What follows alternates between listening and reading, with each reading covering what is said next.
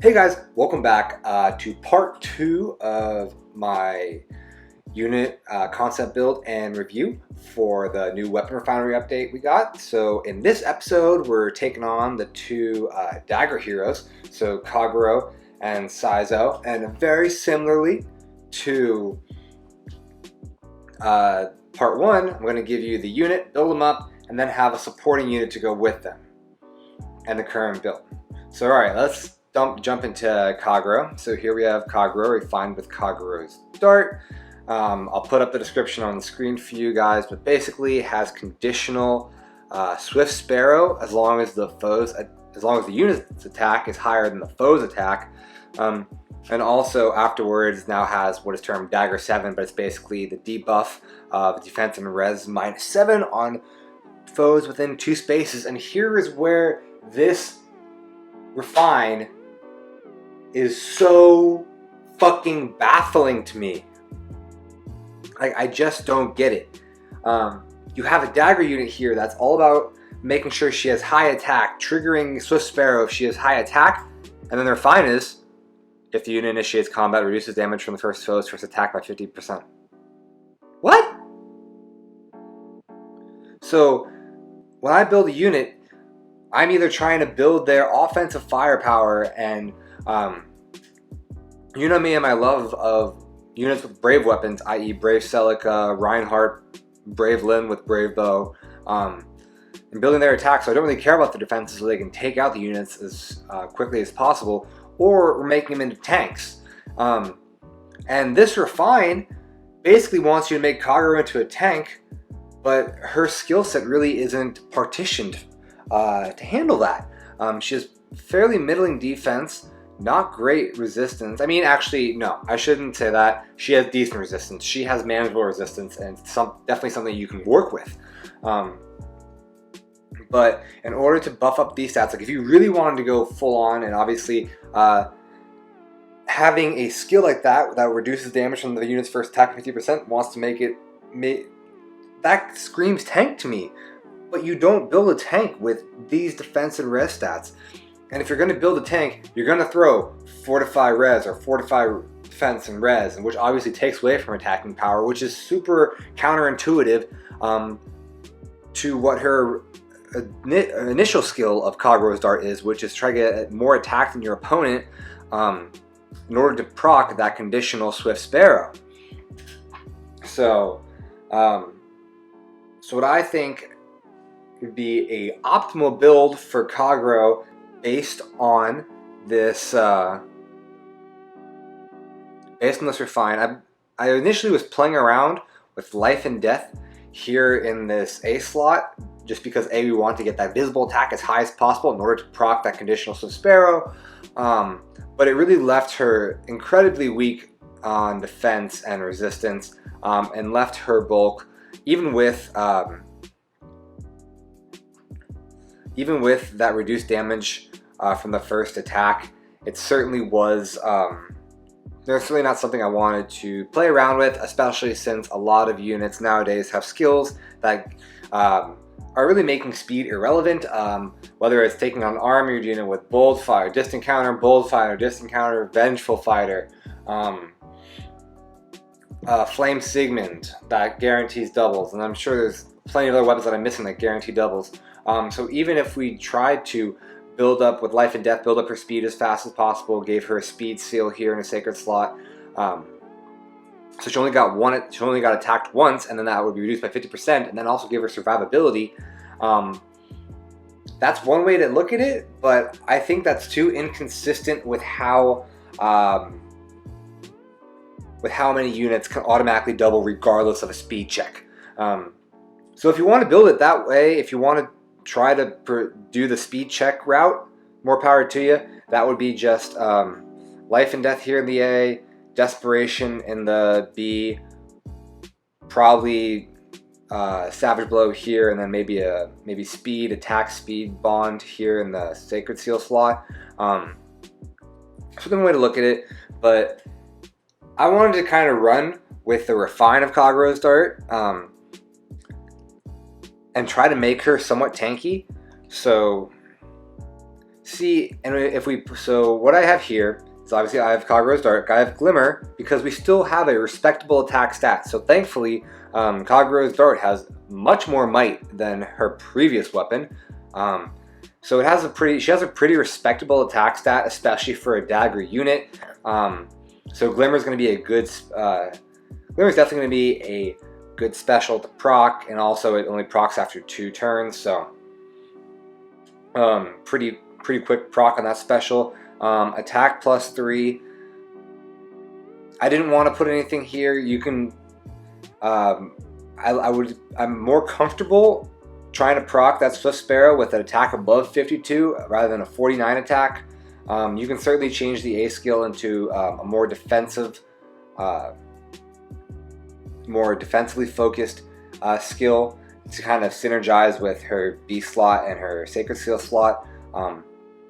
But what I'm going to do is I'm going to use the support unit that I'm going to show you here in a few minutes to kind of help buff up that visible attack stat, so we can kind of focus more on her defense.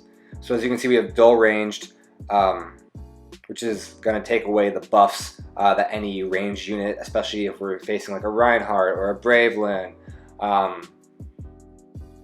that has cavalry buffs, or we're talking about an Ophelia who has a bunch of rally up skills. This is definitely going to take away from that and increase Kagero's survivability, and also distant defense is going to, because typically, because of her initial effect of Kagero's Dart, because you want to be initiating on a foes in order to hopefully proc that Swift Sparrow, she's going to be mostly dealing with ranged unit. That's why you see most of the skills revolve around dull range, distant defense. I would not sit her out and let her take a hit.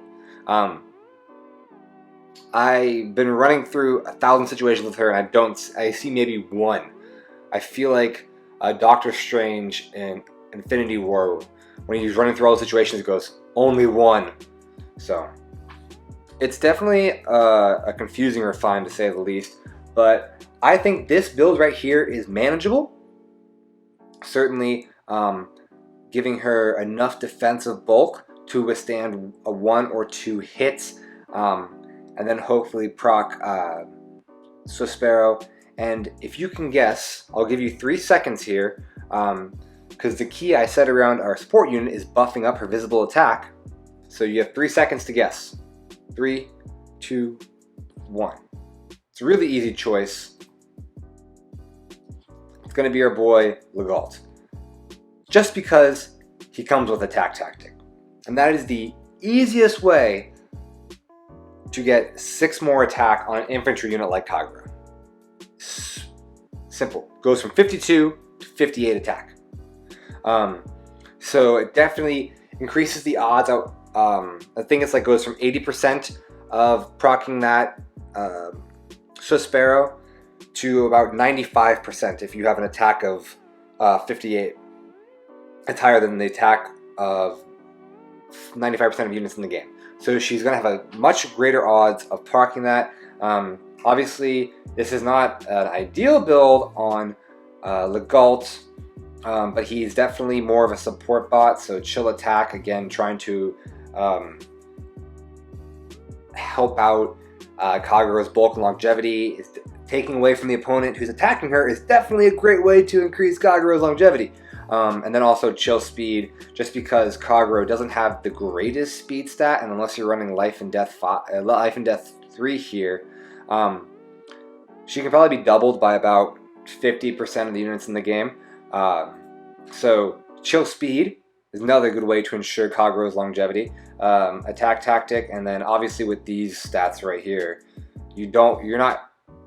Legault in this sense is a support unit, so we don't really care. We don't really want to get hit. If anything, he does have Ouch Pouch refined for attack with Draconic Aura, so he has, I think, after the Ouch Pouch, he has 1 cooldown left on Draconic Aura, so if need be, he can go in, proc Draconic Aura, take out the last, and take out anything that Kagero left around for him. You can use Draconic Aura if you are okay with him taking hit, because he has, as opposed to Kagero, he has a great speed stat. It's life and death here. And you can refine Ouch Pouch for more speed, and you can obviously do a ton of more fiddling with the skills to give him more speed. But you could also do Glimmer here. I didn't give him Glimmer just because his attack, even with life and death 3, is still not 50. But if you want to proc Glimmer on the first possible attack of Legault, so he has that special proc, and then whatever Kagero leaves around Legault can come in and instantly take care of it. Hopefully one-shot it with a Glimmer proc. Obviously his Ouch Pouch has the -2 cooldown. That's another route to go with Legault, but really this boy's main focus is just to give that attack tax buff to Kagero, bringing the visible attack up to 58 and making her the conditional Swiss Sparrow insanely easier to proc. Now we're moving on to a much more well thought out and reasonable refine. So now we have Saizo with Saizo Star. And again, as you can see on the side of the screen here, after combat, if unit is attacked, it inflicts attack, speed, defense, res -6 on target and foes within 2 spaces. So that's basically spectrum debuff, which is great in itself. And then the refine, revolutionary here, IS, revolutionary. What were you thinking with Kagero? It plays on that initial effect of Saizo Star. So the addition added refined effect is grants bonuses to attack, speed, defense, res during combat equal to current penalty on each target stats. Calculates each stat bonus independently. Wild. So if you have a dancer and Saizo goes in and attacks one unit, and then the units within 2 spaces of that unit, and then 2 units within 2 spaces get debuffed 6 to all stats, and you dance for Saizo and he goes in again, they're going to be debuffed by 6 on every stat, and Saizo is going to have 55 attack, 39 defense, 35 defense, and 21 res. And then we put bonus doubler in the A skill. So you're going from an initial, if you're going to initially attack with Saizo, him and the opponent are on an even plane. After he attacks once, because of the -6 on the foe and the +6 on Saizo, that is a 12-point difference. Added with bonus doubler, that becomes an 18-point difference. That is monumental. Going from your normal stats going up to each other to an 18-point differential in stats from when you first initiated combat.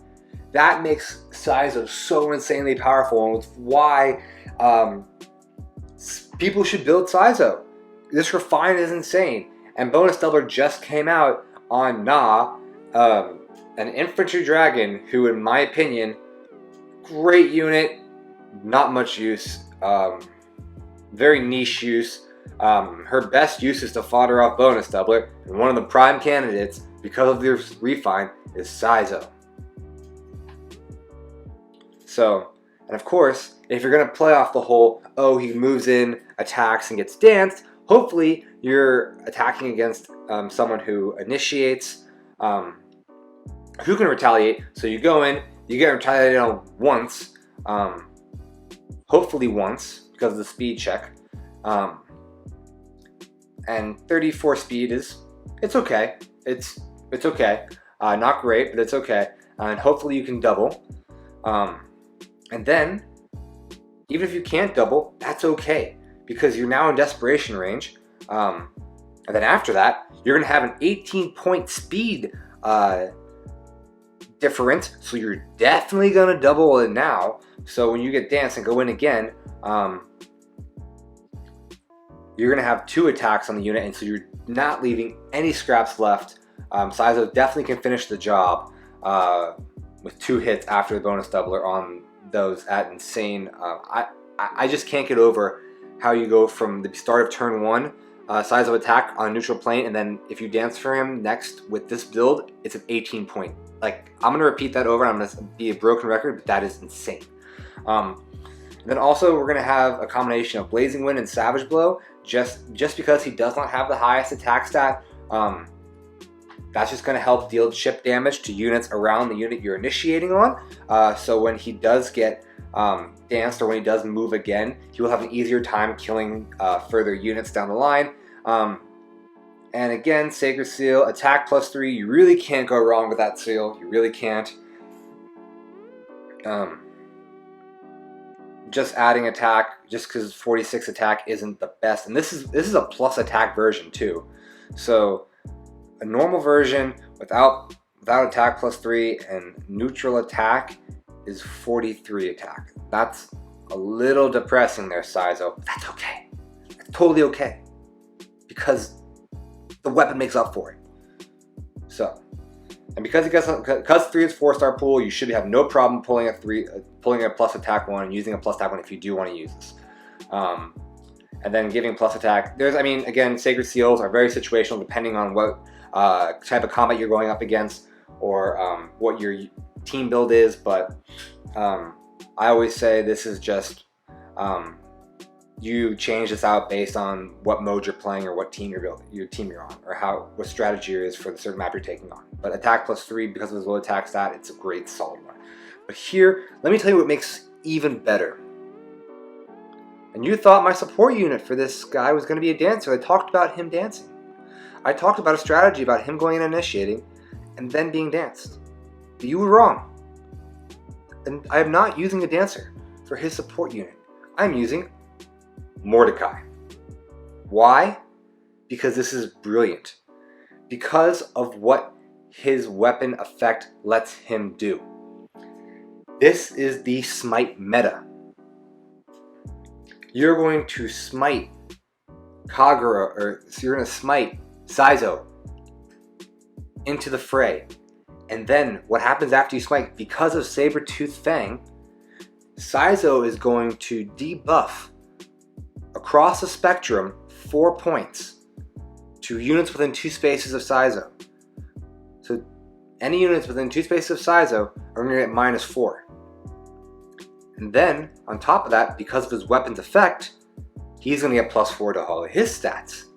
And then because of bonus doubler, it's going to be another +4. So he's going to have +8 total in combat buffs. So that's going to be a 12-point difference from what the original stat spread was going to be. Now there's a 12-point difference between Kagero's original stats and the units and the foe stats. And then you can go from there. And then you can dance. Then you can attack with Kagero, or you can attack with Saizo. Then you can dance, and you get the whole +6, +12 bonus doubler, 18-point difference. But yeah, even if you don't have a dancer, which is ludicrous, everyone should have a dancer. Even if you don't have a dancer, just smite him in with Mordecai, and his weapon effect, Saizo Star with the Refined plus bonus doubler, is going to wipe out maps. This is just absurd. So that's why I think Mordecai is definitely the best unit to support Saizo with his weapon Refine.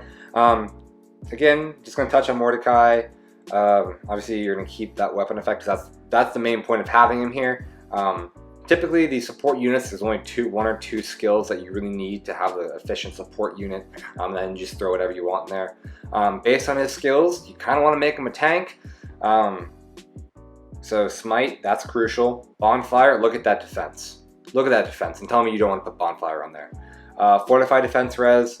His res stat isn't even that good, so if you want to go Fortify defense, I believe Seth has it, so it's pretty easy fodder. He comes with attack defense link. Guys, when he smites Saizo, Saizo's getting buffed. He's getting +6. In addition to the opponent getting debuffed -4. This is insane. There are so many buffs going. And obviously I'm at a loss for words. I totally forgot about attack defense link. So that's going to be another +6 visible attack to Saizo. Plus the in-combat buffs from his weapon. That's ludicrous. That is just ludicrous how much damage output Saizo is going to have. Infantry pulse. It's a great C skill. Definitely gets Blazing Wind ready faster, and then Distant Defense, again, making him a tank. I'm out of breath. I cannot sing the praises of this man's Refine enough. And pull an ah just to make this happen. Alright guys, that brings us to the end of part 2 for concept builds. Finishing up all the units that got buffed in this Weapon Refinery update. Hopefully you liked some of the ideas I presented in this video and took some inspiration and now have some ideas with what you want to do with your units. Build Saizo. Also, you can definitely look forward to a concept build video with From a Future Past banner with Yarny, Kiel, Brady, Cynthia, and Na. So keep an eye out for that. If you did happen to like the stuff I provided and I did help you a little bit on your Fire Emblem journey with some build ideas, please leave a comment down below. Like, subscribe as well. Also comment down below. I know I said this in the past video, but I will be doing these build videos for units coming out, but if there are some older units that you really want me to do a build video on, tell me in the comments down below, and I'll try my best to get around to doing a build video on them. And let's let the music take us out.